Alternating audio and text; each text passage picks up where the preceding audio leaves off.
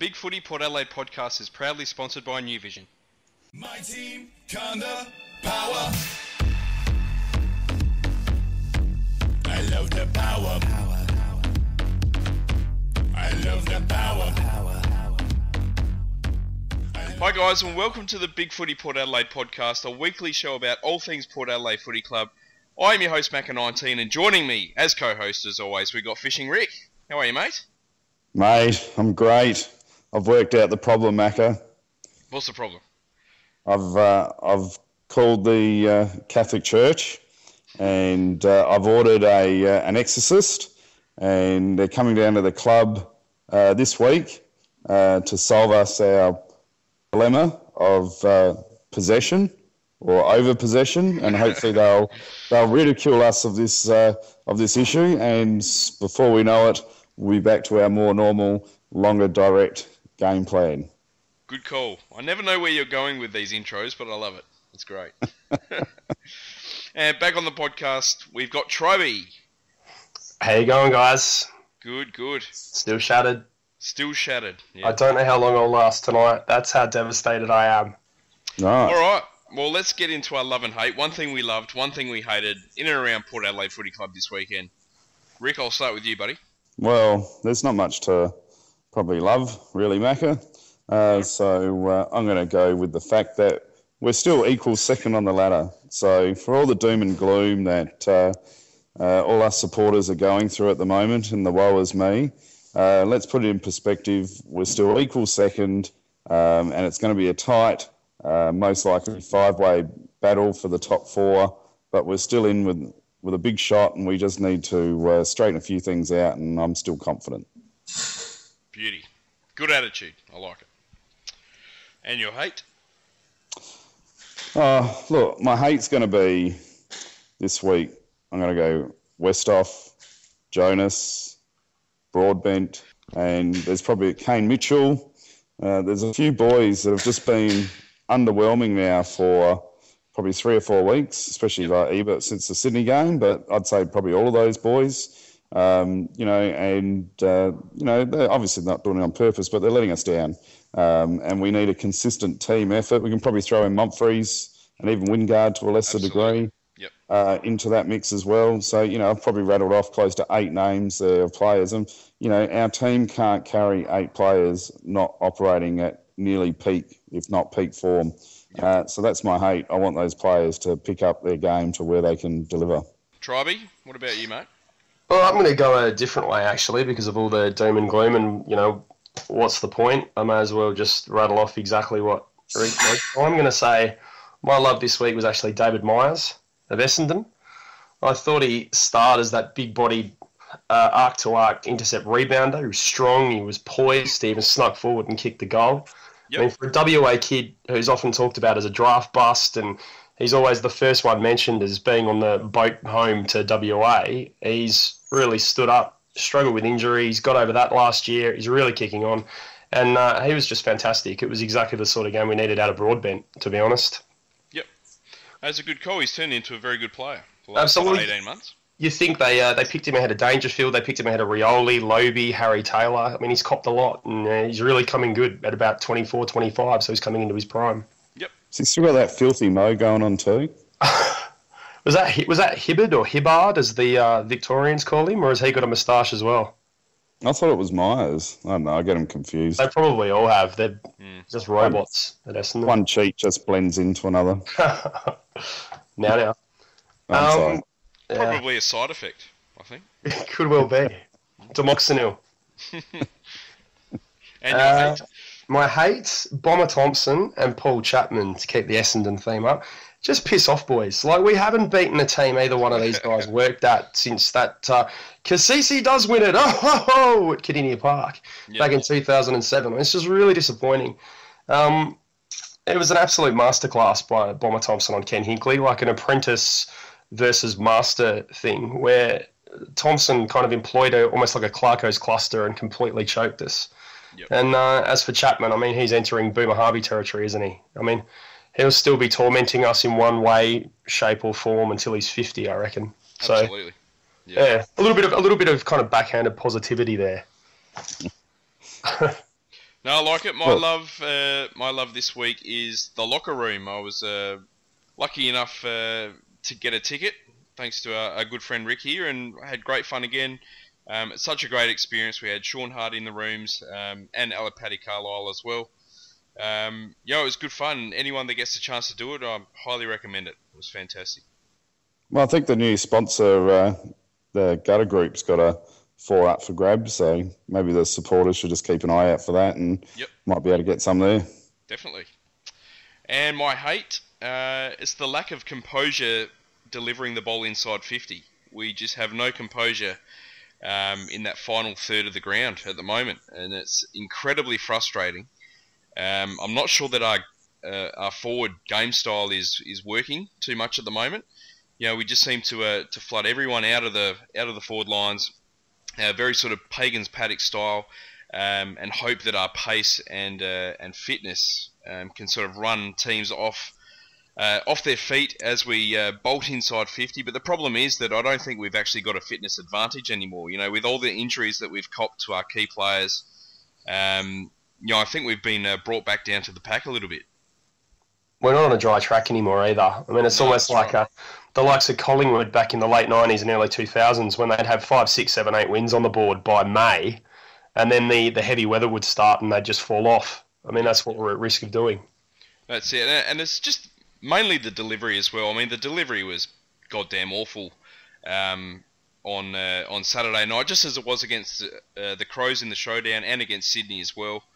A lot of players, when we're doing that sort of game style and running towards the goal, even if we don't have a player on, it just seems to be the fallout option is stuff it, just hoof the ball as hard as you can, no matter what happens. And so many times Essendon had players back, as the Crows did, as Sydney did, and they just completely mopped up all our sort of shit-house forward entries. Just wasn't good enough. We got the power to win, power to roll, come on. For Adelaide aggression, we are the power from Port. And of course the game we're talking about is Port versus Essendon. It was played at Adelaide Oval on Saturday night. It was a 2-point loss, 7 goals 18 to 8 goals 14. Schultze was our only multiple goal kicker with 3 goals. What do we think, boys? Where did it go wrong? Went wrong everywhere, Macca. I think, as we sort of alluded and people have spoken about on the forum, and it took a bit of while for the media to sort of pick up with it post game as well. I wasn't really happy with our game plan.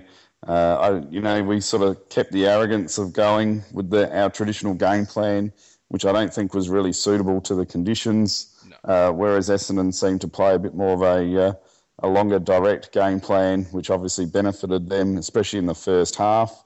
Our handballing game was just, and that might be credit to Essendon as well, pressuring us at the contest. But we were probably 40 kicks down on our average for per game last night, and our handball average was up, which showed we were just over possessing, and it wasn't really the conditions to do that. So as you said, that over possession led to us being pressured, which then led to poor execution of skills, especially in the first half. And if you look at the last quarter, which we'll probably get to shortly, that changed and we started creating more runs. So for me, that was a big one. The over possession, which led to the pressure, which led to poor delivery. And I think we really need to go back to basics as a footy team. Stop playing the flary type of game. I mean, Chad probably had about 6 attempts at a specky in the first quarter. Yep. Where's the lead up delivery? Essendon did it perfectly. Where's the lead up delivery and where's the smart footy? Angus is trying to take it out in front in his hands in wet, slippery conditions. What's happened to trying to take the chest marks? It's just basic football for the conditions, and we just didn't seem to play it. No, that's right.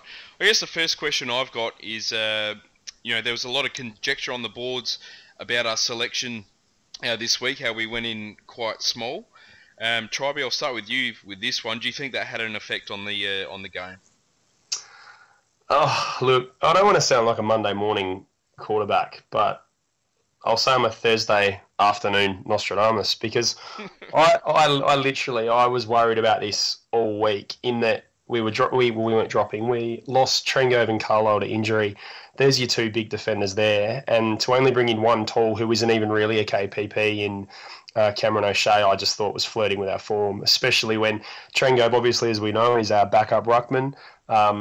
He chops out for Lobie, which means we had to bring Westhoff out of the forward line, which was going to leave Schultz on his own. I mean, okay, I'll deign to the fact that maybe Tom Cleary wouldn't have been appropriate because Cam O'Shea can kind of play that role anyway, but we needed some sort of tall player again to just sort everything out structurally. And I think that absolutely showed. As Rick said, Essendon's talls, even though they didn't play particularly well individually, they just straightened Essendon up, and they were always there to provide Essendon with the outlet. You know, they could win it in a stoppage and they could bomb it long. And I think Danaher and Carlisle created a couple of goals in the first quarter just by being there. You know, Danaher tapped one down the throat of, I can't remember who it was. It was one of their smalls. Might have been Merritt. Yep. Yeah, for the second goal. And I remember he just jumped straight up like he was on an elevator. And I thought to myself, how small does Homsch look alongside, you know?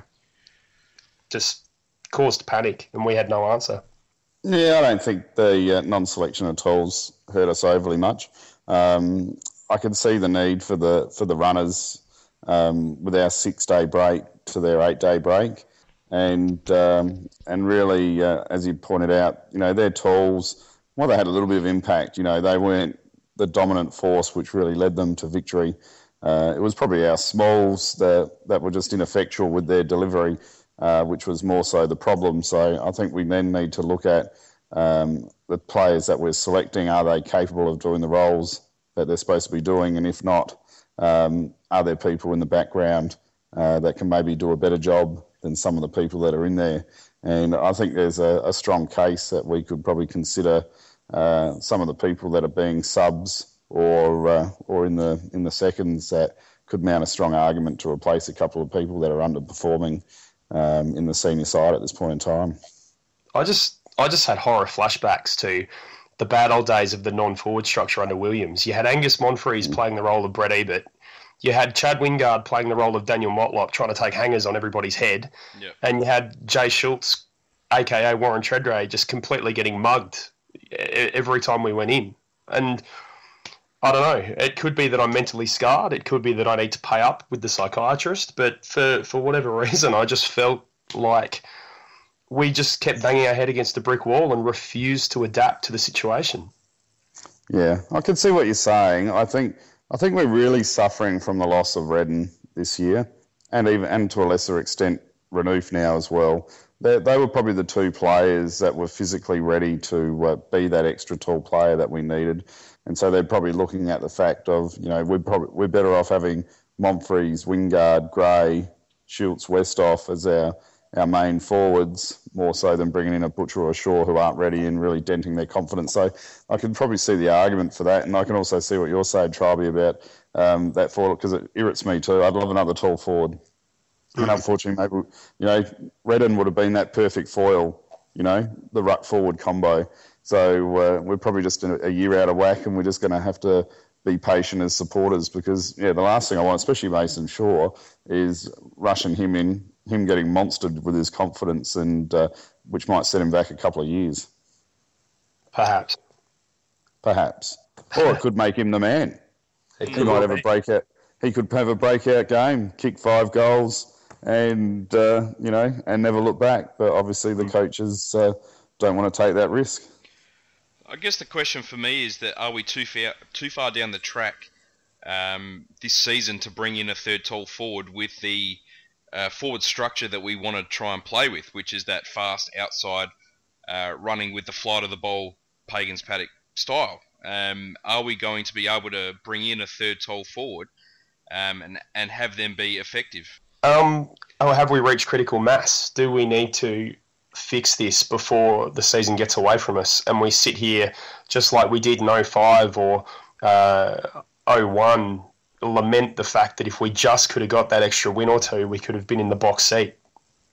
Well, that's the second main question that I've got is, have we actually been found out? No, I don't think so. I think we've lost 3 games by basically a goal or less. So if we would just had a little bit more polish, maybe a little bit more experience, we could maybe only have one loss on the board. So I don't know if we're necessarily being found out, but part of me wonders, are the players actually starting to believe their own hype? I mean, we had a lot of media focus probably a month ago.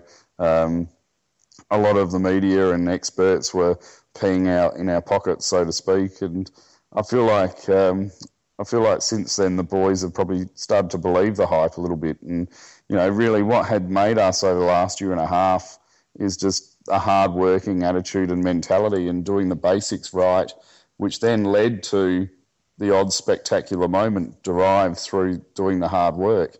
But it seems now we're trying to play a bit more flary, a bit more spectacular too often, and just going away from what's made us a good team over the last year and a half. So, I think if we just go back to those basics and be a little bit smarter with our game plan, I think we're still in the hunt for especially a top four and hopefully going deep into the finals. I guess for me, in the last 6 weeks, we've lost 3 games and we're really put under a lot of pressure by Melbourne, who all sort of played this real congested style against us. They blocked our space. They were in our face the entire time. They did really well in the contested possessions. They didn't allow us to play through the corridor. That's why I'm starting to think, maybe other teams have seen a bit of a blueprint in how to get us off our game. But what's the remedy to that? If we can't play freewheeling, Bruce-free football, essentially, you need to have a couple of big boys to kick long to when those options close. And to see the likes of Robbie Gray and Hamish Hartlett, dancing on a sixpence, trying to look for options that just weren't there. Yep. We tend... There was one point today I was rewatching the game where our spacing at stoppages was either one or the other. There was no hanging back off the contest to wait for an outlet handball. We either had 3 guys going for the ball, like bees to honey, or they all ran one way, assuming that the guy would win the 50-50 ball, or they kind of hung back out of the picture while 3, 4, 5 Essendon players crowded out and spaced to be able to get it out themselves. Yep. Now, Essendon were able to break lines and win the footy, and I hate to harp on it, but they had big boys to go along to in a crisis, whereas we tended to look forward, and we just had guys like Kane Mitchell and Angus Monfries running to space with 2 or 3 guys on their hammer. It would have been nice if we could have at some stage just had a big guy just to at worst win a contest in the air and bring it to ground and hopefully bottle it up to our goal, but we just didn't have that. Yeah, I mean, but we could have even had a small there or a medium size and still tried to do the same thing. And I think that goes back to trying to do too much of the flair instead of just doing the bread and butter leading and trying to play the percentages. And that comes down to, I know where you're going with the tall guy, leading to a structural aspect of our game plan, and I agree completely. I'm not a big fan of just running back into open space all the time. It becomes a bit predictable, and Essendon were good, and I think the Crows showed it last week as well. You hang back just that little bit more, and so that way you can fill the space a bit quicker, and it makes it almost impossible for us to lead into. And how many times last night did we kick to an unmanned Essendon player? We almost spotted him out on the chest. I know Macca sitting next to me, you were going off, and so was I. It was just ridiculous how frequently we were just spotting them up. That's right. As I said on the boards this afternoon, I think the moment that really summed up the game for me was, with about 3 or 4 minutes left, I think we were only 2 points down at that stage. Broadbent had the ball sort of slightly backwards of centre. We had 2 players in fantastic positions. If you want to use a bit of a soccer term, they were sort of offside, streaming towards goal. I think it was Mitchell and Wingard. All we had to do was kick the ball within 2 metres of these guys, and we would have kicked the easiest goal of their career. And Broadbent manages to nail it straight down the throat of an Essendon player who was within 20 metres of no one. That just summed up the game for me, and from that moment on, I had a bit of a tanty and just a slump back in my seat and didn't say a word for the rest of the game after that. It was essentially a maligned quarterback you know, with the game on the line, he's got two wide receivers completely blown the coverage out the back, and he's thrown a pick six. It just killed us, and it absolutely typified Broadbent's night for someone who has got a reputation, at least, for reading the play so well, breaking lines, hitting targets. For some reason, when that game's really on the line, he tends to just I don't know whether he panics too much or he doesn't believe in himself or he throws it on the boot too quickly. But dare I say it, Jasper Pittard in the same situation probably would have won us the game with his left foot. Yep, I'd agree with that. Yeah, as I said on the boards today as well, I reckon but sitting behind the goals, I was paying close attention to Jasper, and you can really see where he's getting himself into trouble every now and again is when he moves to the right. Obviously, he's got no right side on him at all, and so when he moves to the right, he has to swing back to the left. So, and if there's a couple of players pretty close by, obviously that's where he's putting himself under pressure. So I think he'll fix that up. But yeah, we need dare and we need run, and that's probably the most noticeable thing over the last couple of weeks. We have been lacking a lot of run. You know, when we're up and running, I mean, I can't even think. I reckon Brad Ebert's probably down 50% on his line breaking running that ET always talks about that he loves watching. I'd agree with that. I think he hurt his shoulder early on, didn't he? He went off and got it restrapped. I didn't see.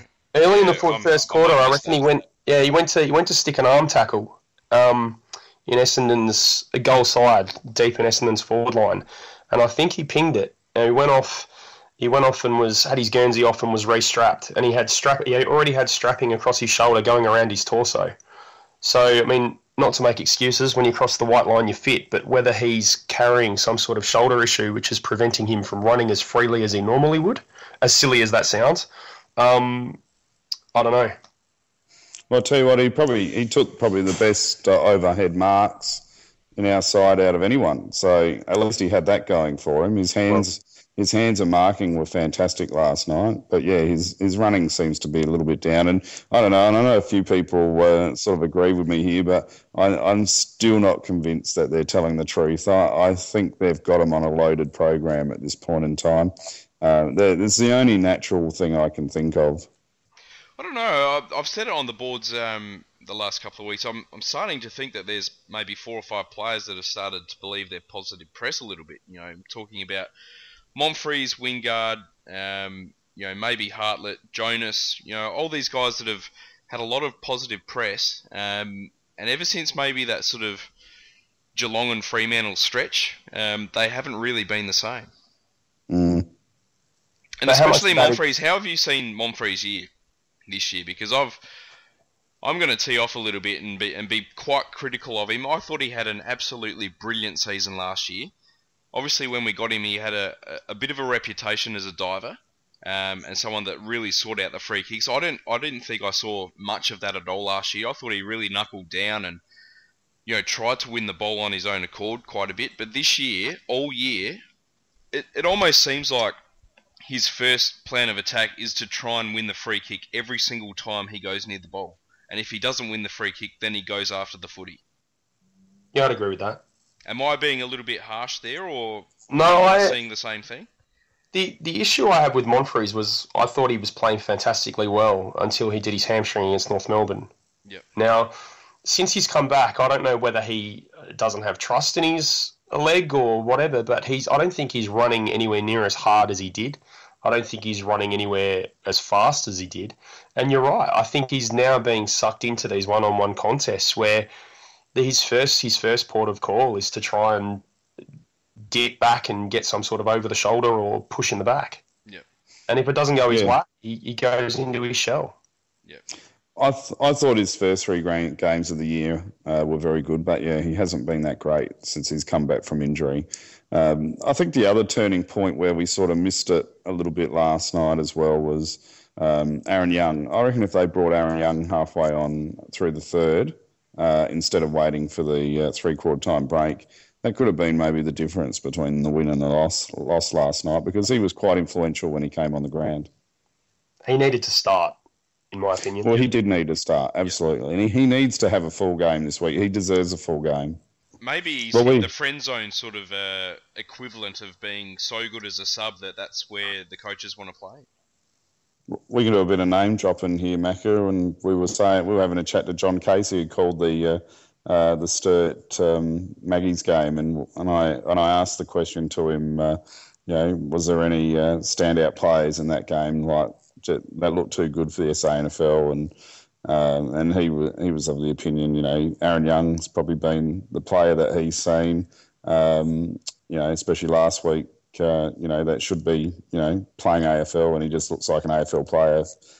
And I thought Jay Schultz was fantastic last night too. I mean, when our kicking was absolutely atrocious by nearly every player in our side, for Jay to, from limited opportunities to get 3 goals was amazing. What was with the set shots last night? Ollie Wines, Matthew Lobe, these guys. These super reliable guys with the set shot, and it's like they've all forgotten how to play basic football. Between the fumbles, the falling over, the missing the basic set shots, what's happened to these guys? And don't leave out Justin Westhoff. I mean, his set shot kicking the last few weeks has been pretty deplorable, really. You've just got to write it out, don't you? I mean, who else do we have, realistically, who can mark, lead up, and take that relieving mark or kick at key moments like he can? Yeah, he's got to hit the target sometime. He does. As much as you want to kill him, honestly. Some of the ones he's missed.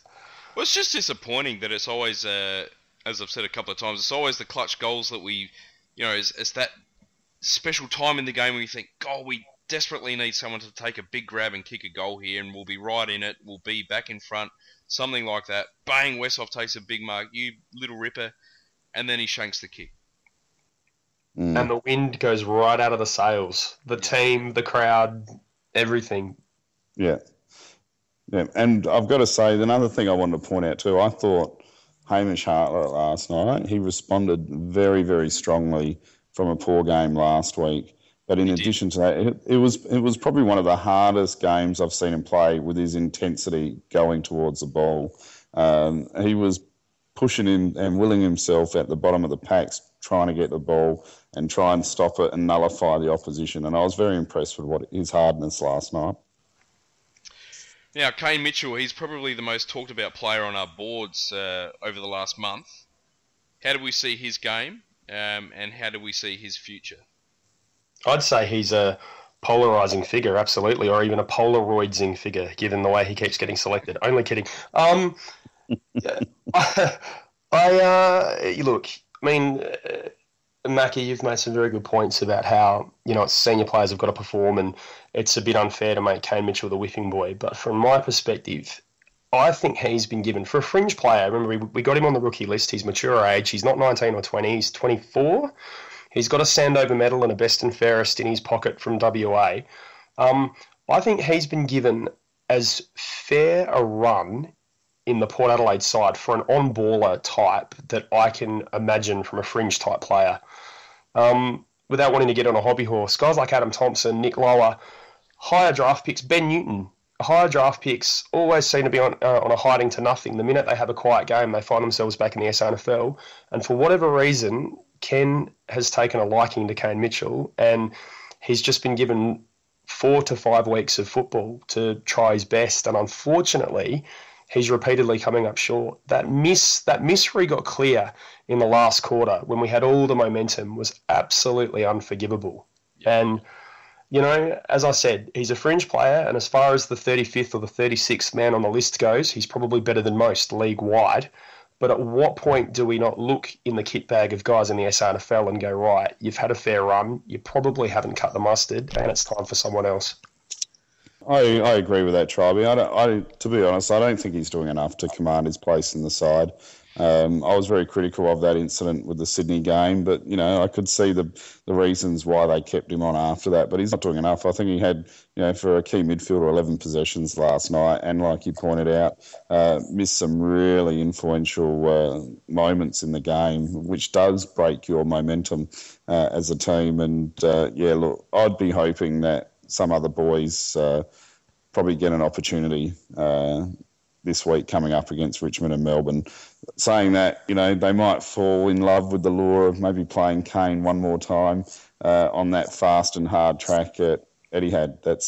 That might be his only saving grace. But I just feel like he seems to not like the physical contest overly much. And I disagree with that. Do you?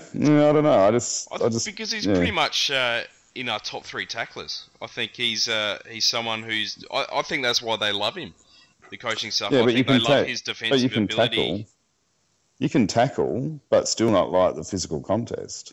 The physical contest can be putting your head over or running hard towards a ball, knowing that something's coming the other way. That's what I'm talking about, physical contest. Yeah. Running to tackle a player is physical, but a little bit different at the same time.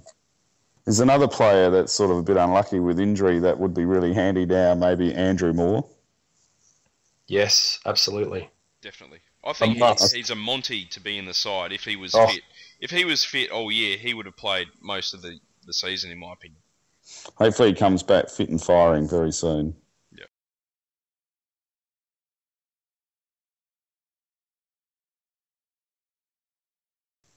Well, look, we've almost slit our own wrists here. How about we talk about the best players?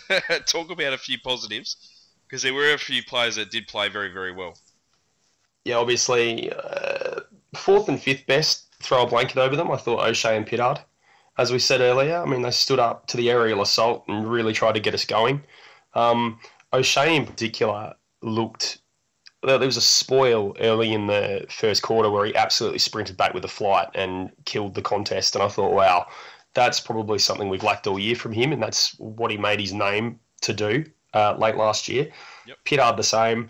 He makes the odd mistake, but you can cop that when he was just about the only engine down back that was doing something positive. 3rd, Hamish Hartlett, much better week, as we've said.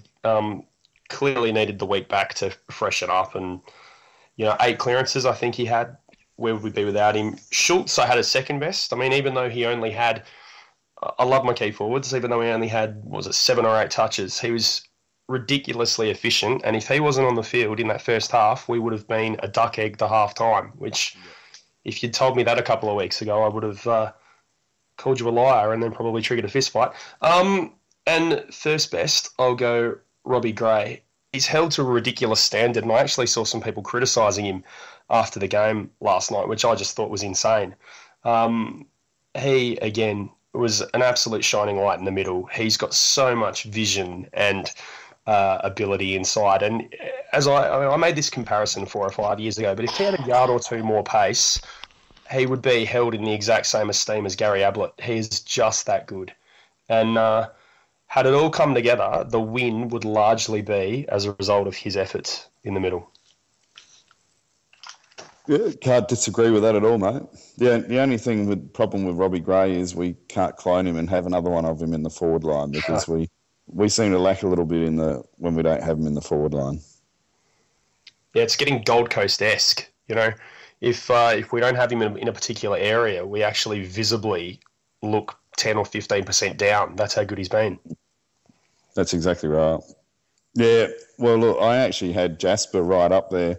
Probably until the last quarter. Robbie, after the first quarter, really just took the game on and stamped it as his own, and I agree with you completely, mate. I thought he was best on ground. I actually did have Jasper, and not because of my love affair with him, as second best. I thought he was a key contributor to our game the whole night, and he really tried giving run and carry, and he was very influential for us. So I had him as second best. Hamish Hartlett he was up there. Loved his hardness, got more ball. I don't know if he did a lot with the ball all that often, but it was one of his better games for the year. Jay Schultz, I had 4th, and Pollock for his second half, where he definitely improved on the first half, where he was quiet, gave us a lot of run and carry. I would have liked to have probably put O'Shea up there, but I think he just he needs another game, basically. No fault of his own. He got some ball and he did some great things, but he also caused a lot of turnovers, which is only just picking up the tempo of the game. So it's a very minor criticism of them. Obviously, when you've been stuck in the SANFL all year, it's going to take you a little bit of time to adjust. And, we're kidding ourselves if we're just going to expect some of these players just to come straight back in and be superstars. They're not Chris Judds and Gary Ablett, some of these guys. So, hopefully he gets another 2 or 3 games to prove his worth now. Spot on. Like it. My best player was Matty White. I had him best on ground. I thought it was a really strong 4-quarter effort from him. A lot of times this year he's had a big start to the game, a big end to the game, but not much in between. But I thought he played a really, really good 4-quarter effort. He was pretty much one of our only players that were really taking the game on, running the lines and trying to create something up forward. I had Jasper Pittard second best. Similar to Whitey, I thought he was fantastic in taking the game on, trying to create and run from defence, and that's exactly what we needed. He was just about the only player going direct through the corridor. He made a couple of errors, but I don't really care this week. I thought he was bloody fantastic. Matty Lobe is third best. I thought he controlled the ruck contest against Ryder really well. Found his teammates with the ball a lot with his ruck work, and by God, he took a great contested mark in the last quarter there. That's why you're giving him a couple of votes, Macca, because of that one mark. You nearly fell off your chair with excitement. I did. I jumped up and went, "Oh my goodness!" I was agog. It was great. I just wanted to get the word agog in there. So. It was the Troy Simmons moment of the match. That contest. That's it. Schultze I had as fourth best. Just a great player, a great leader. He kicked 3 goals, as you said, Tribey. He was just about the only forward we had in the first half. And I had Homsch as my fifth best. I thought he played a really good game on Danaher, and I thought his ball usage was very, very good as well. So how can we turn it around? Can we turn it around against Richmond this week? Well, as long as we don't get sucked into playing Richmond's game, I guess. Richmond like to play that slower possession, chippy game plan. So, I mean, Ken Hinkley as an assistant coach was able to tear us a new one for 5 or 6 years under the Geelong regime. So surely he knows how to pull apart that game plan. And I think playing indoors is coming at the very, very right time for us. Yeah, I saw a bit of the Richmond-Brisbane game this week, and Richmond were not impressive at all. Brisbane's issues are well documented, and they had a great win last week against North Melbourne. But honestly, with all due respect to Brisbane, if we can't be X amount superior to what they dished up against Richmond and got within, 3 or 4 goals, we're just not serious, and it's time to go back to the drawing board. Yep. Absolutely. And if we don't tag Delidio this week, I don't know what's going on. Yep. So do you think us and Hawks are in a bit of trouble with the top 4 on current form at the moment? Yep. I think Fremantle's draw is well documented, and they're going to come home like a train. Yeah, I'm thinking it's going to be Sydney top, Freo second, to be honest. And I still think what might happen is we might finish third, Geelong might finish fourth because they've got a soft draw. Hawthorn's got a very, very tough draw, and it wouldn't surprise me if they drop out and finish fifth, to be honest. Which means that we might be playing Freo in Perth in the first week of the finals. Yeah, that'll be tough. May God have mercy on us all. Yeah, we might just have to book a hotel room for a week and just stay there. Yeah, it's not panic stations for me yet. No. I'm still pretty confident in what we can do.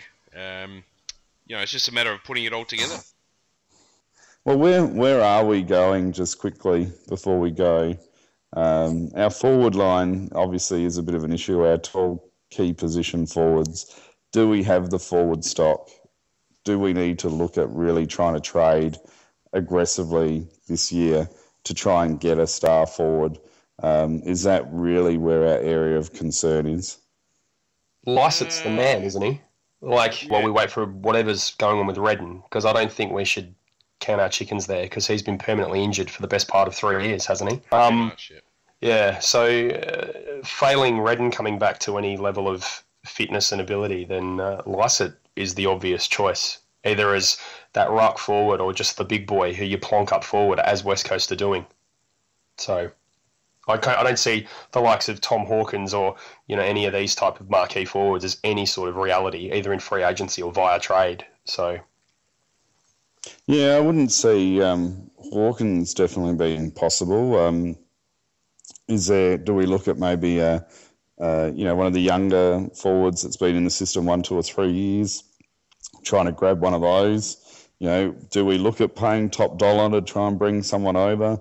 Do we look at a couple of our star players in italic brackets? And can we? I'll just pick a hypothetical here, not saying that it would happen, but do we look at maybe using a Justin Westhoff that's maybe an underperforming key forward to try and suck an opposition team in to try and get maybe a potential star? I think we have to be a bit clever, because obviously to get a key forward you need to be bottom 1, 2 or 3 really, and we're not going to do that, and hopefully we're not going to be doing that for a while. So we're going to have to be very clever with our trading. Yeah, well, fingers crossed. Hope, like anything, that Mason Shaw and John Butcher come good as soon as possible. Yeah, as well. I mean, we've got them there. They just need to round off. All right, boys. Tribey, thanks for coming on again, buddy. No, I can't say it's an absolute pleasure, because honestly, I've spent all day absolutely ruining the fact we've got to go over this game. So I enjoyed it, though. It was fun. It was good. Rick? As always, the bonus is I've got an extra day to try and now think of another different intro for Thursday night. So that's good. Good work, boys. Until next time, go Port Adelaide. Go Power. Punched away by Michael at ground level. Here's a chance for Stevens. Stevens goes high and long towards the goal square. 2 or 2.